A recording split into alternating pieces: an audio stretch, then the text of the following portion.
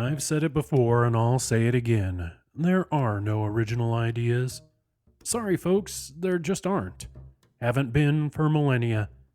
Why? Because someone came before you and someone came before them and so on and so on. And all of us from the past and into the future are simply a huge conglomeration of our influences. That especially goes for creators.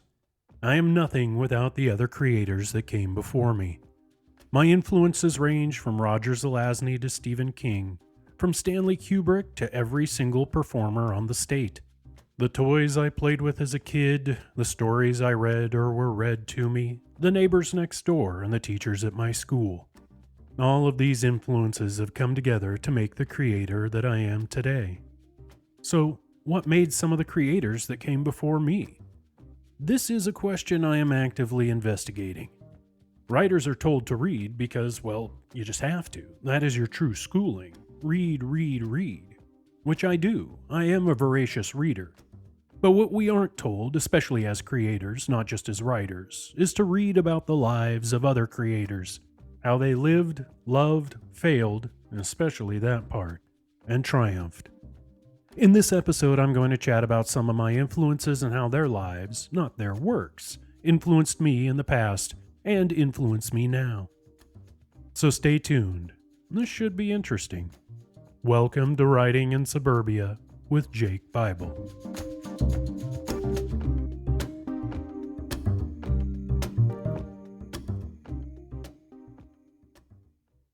Hey y'all, just wanted to let you know that I have more than this podcast going on. I'm also publishing a weekly newsletter, as well as releasing chapters of novels, the original podcast recording of Dead Mech, the Friday Night Drabble Party, and so much more. Where is all this greatness? Go to jakebible.substack.com.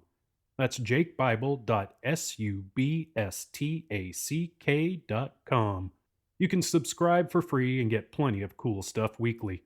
Or become a paid subscriber and get the first releases of novels and audiobooks before they go on sale. Full access to the Dead Mech podcast immediately instead of weekly installments. Access to the full archive and exclusive threads and discussions.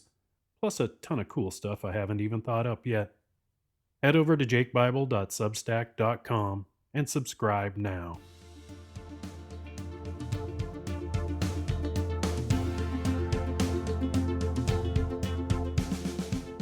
Again, welcome to Writing in Suburbia with Jake Bible. What is this podcast? It's a place where I talk about my career as a professional writer, my fiction, my dreams, my life and family, host other authors, eventually. Try out some new things, and just be real for a moment. I promise not to get preachy, to always be kind, and to be 100% honest, without hurting anyone. So, sit back and relax and prepare to be entertained. But, before we get into the meat of the episode, how about some quick Jake Bible fiction news?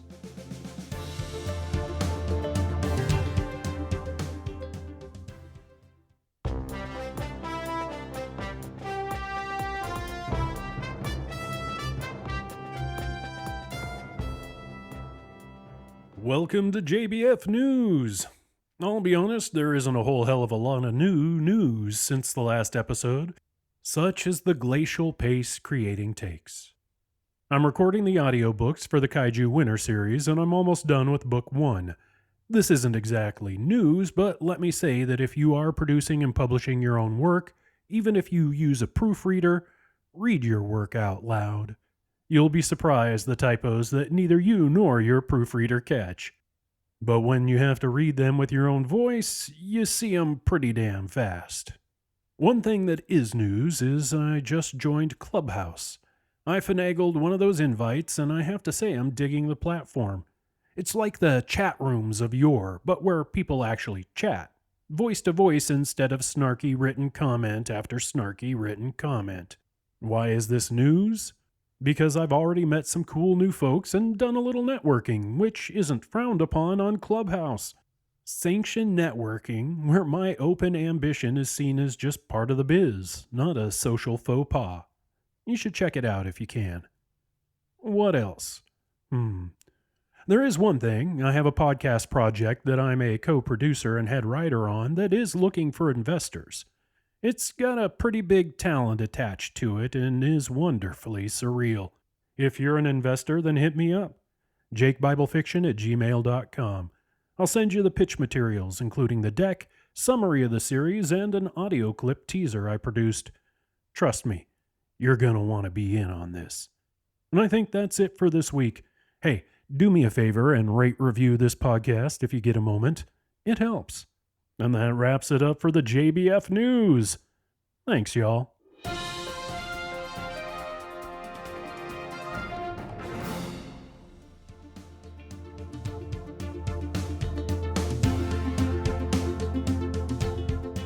Let's get into the meat of the episode. Let me start this off by saying my topic today is influences, not mentors. That's a whole other episode. And honestly, this episode isn't as much about what has influenced my creations, but how I have made it a point to study the lives of some of the influences. Or just study the lives of creators in general, whether they have influenced me or not. What does that mean? Think of it this way. The majority of horror writers are influenced by the works of H.P. Lovecraft. They know all about the Cthulhu mythos and old gods and all that stuff. But how many know anything about Lovecraft as a person? Yeah, sure, they know the highlights, like he was a racist and eugenicist, probably had way too much of an attachment with his mother, and openly mentored many up-and-coming writers. But what else about his life do they know? How did he go from womb to tomb? What happened in between all the typing and writing? I don't know the answers to these questions because I haven't studied Lovecraft's life, but I plan to. Whoa, what? Why study someone whose personal beliefs I find abhorrent? Well, so I don't make any of the same mistakes and become abhorrent myself. Not that I'm worried about becoming an unabashed racist that names his cat the N-word. Yep, Lovecraft did that. And it wasn't censored as the N-word. He called that cat the full word. Yeah. For me, I have made a very specific point of doing things in my career sort of backwards. I made sure I started my family and focused on that before I launched my writing career. I didn't launch my career and try to fit a family into it, which has, time and time again, proven to be how you fail at family. There's a reason so many writers now and throughout history end up divorced and isolated from their families. They did it backwards. Some of them, at least. I just read biographies on Orson Welles, Bob Fosse, and Jim Henson, and plenty more. All of them were focused on the work first, family second. Although Henson was devoted to his children, and they say they never felt his absence even when he wasn't physically with them, because he made a point to be involved in all aspects of his children's lives. But even the Henson kids knew that the work came first for their father. Wells, not so much with the priorities. He loved his daughters and tried to stay in communication with them. He made the effort, but stretches of time would go by without word from their father because his mind, life, soul was always focused on getting the work done. Always. Wells's work came first. Same with Bob Fosse. Although with Fosse it was impossible to separate the man from the work, so you could say Fosse came first. His daughter was loved, and Fosse definitely made an effort as much as he could, but in the end, it was the work that mattered. Hell, he was honest enough about it to make the semi-autobiographical film All That Jazz. It's on the screen, right there. And there are plenty more reasons to learn about other creators' lives. You learn how they focus. You learn how their creative process informs not just their works, but their whole lives. David Lynch has always been David Lynch.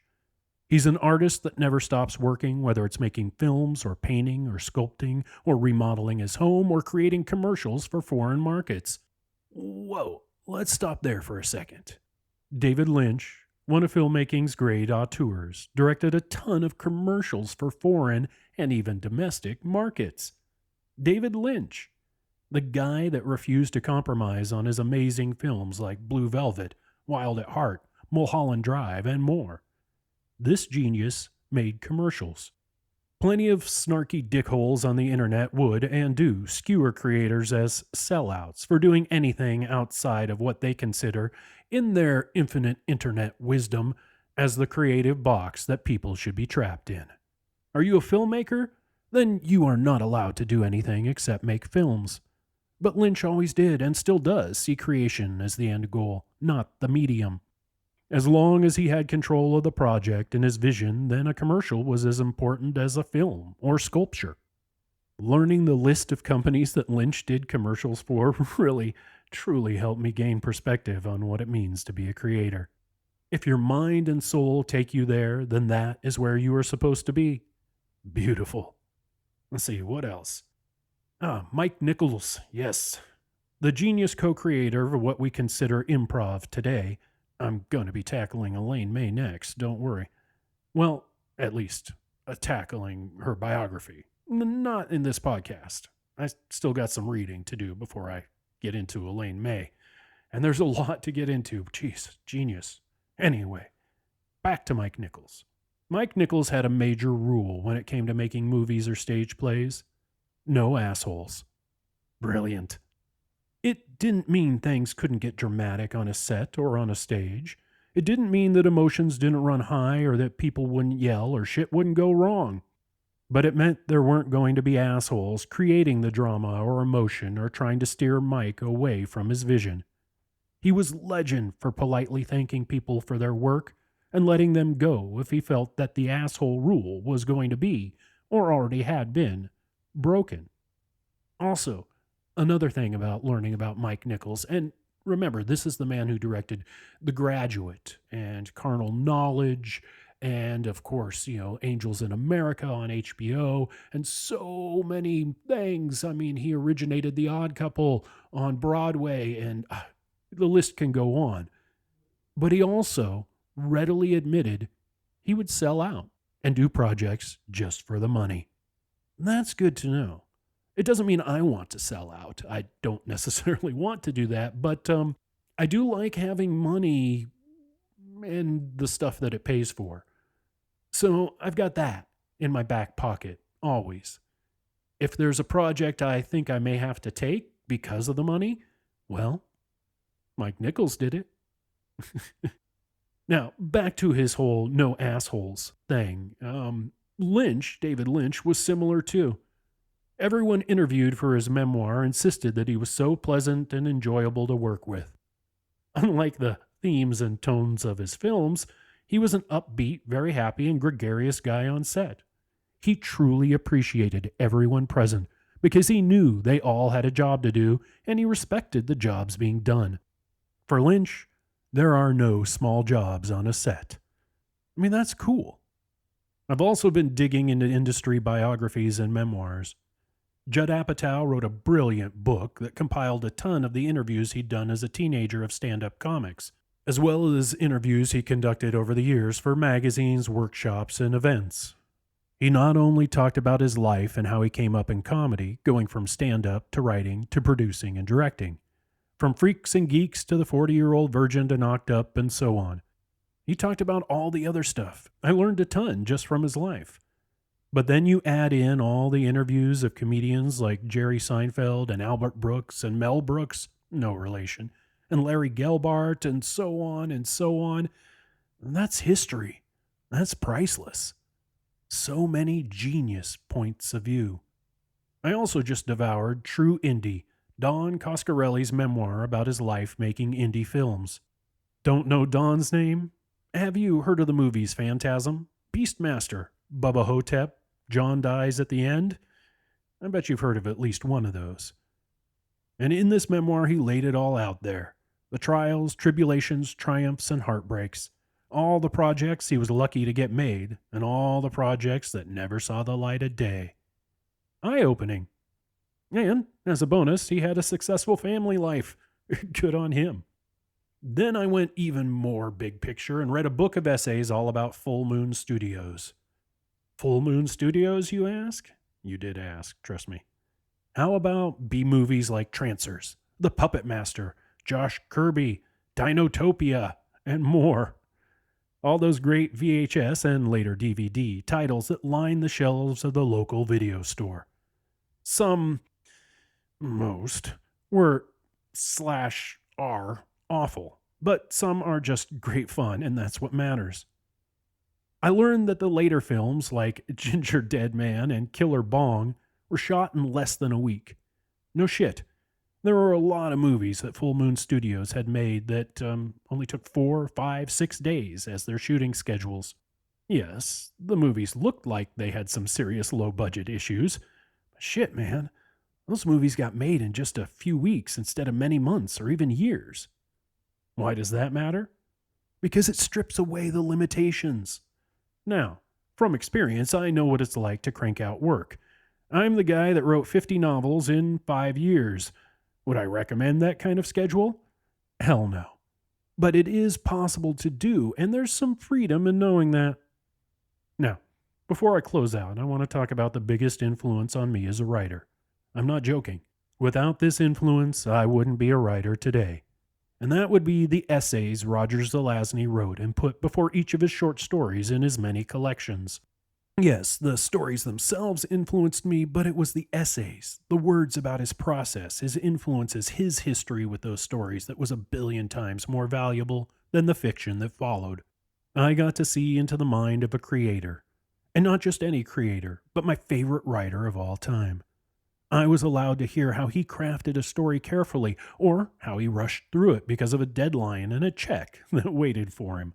I had a glimpse into what motivated and influenced him. Then I'd read the stories, and it lit a fire in my soul.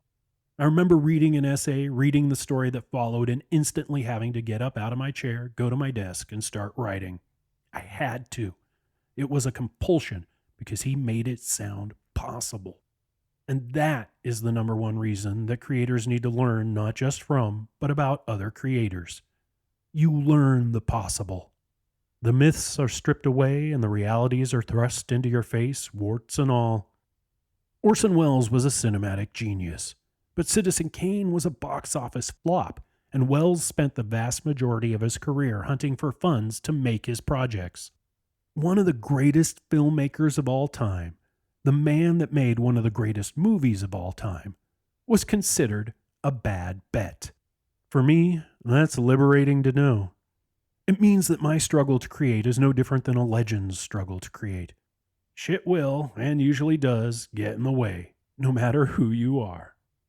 You know, audiences weren't thrilled with Twin Peaks Fire Walk with Me. They weren't thrilled with Wild at Heart. But I consider those both masterpieces by Lynch. I love those movies. I loved them when they came out and didn't even notice the bad press they got. So reading about how they were skewered by critics really gives me some new perspective now. Time will tell what is brilliant and what isn't. You cannot rely on the current mood or zeitgeist to tell the truth. People are just too sheep-like to have bold opinions and go against the grain. This is the same with Jim Henson. Both The Dark Crystal and Labyrinth were critical failures and did not do so well at the box office. I have a feeling there are more than a few of you out there right now saying something in a Skeksis voice, or you're singing that Babe song from Labyrinth. Time reveals genius. Current popular opinion can suck it. Learn from time, not from popular opinion. Learn who your idols were, who they really were. Learn from their mistakes. Learn from their successes. Learn. Don't emulate. Learn. You always have to be you, but sometimes it makes it a little easier, a little less lonely, a little clearer on how you become you as a creator when you find out how other creators became themselves. And the real selves, not the myths and legends. Learn from the past so you can create your future. And I have faith in you. I truly do. Get out there and do it. I'm going to.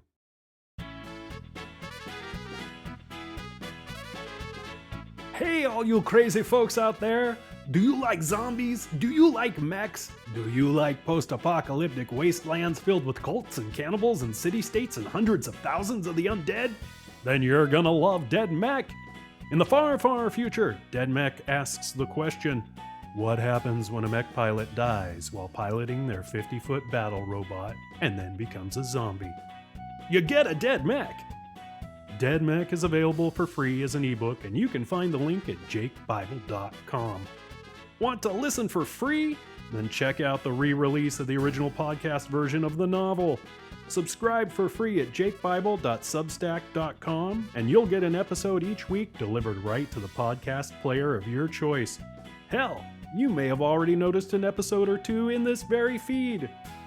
Don't want to wait each week? Then feel free to either become a paid subscriber at jakebible.substack.com and get all of the episodes at once, or go to jakebible.com and purchase the audiobook from the web store. Or buy it from one of those giganto mega corporations. They have copies waiting for you too. Remember, head to jakebible.com or jakebible.substack.com. You're gonna love it!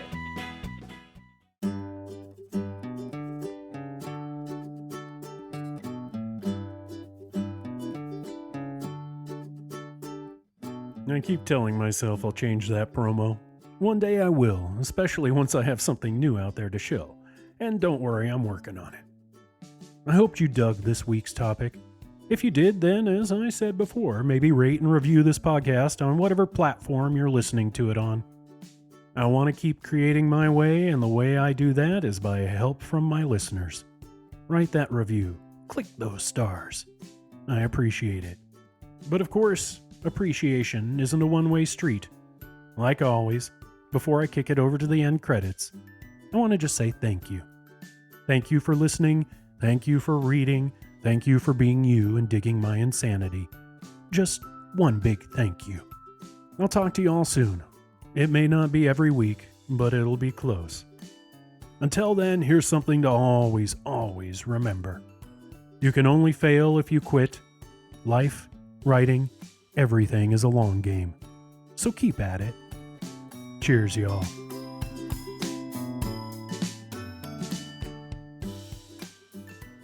Writing in Suburbia with Jake Bible is a Jake Bible Fiction LLC production, all rights reserved. All music is by Kevin MacLeod at incompetech.com. Kevin has been a huge part of the podcast community for well over a decade now, so check him out and drop him some coin if you get a chance. Full credits are in the show notes. For all links to works and stuffs mentioned in the episode, please check out the show notes or head over to jakebible.substack.com. Thank you for listening. Cheers, y'all.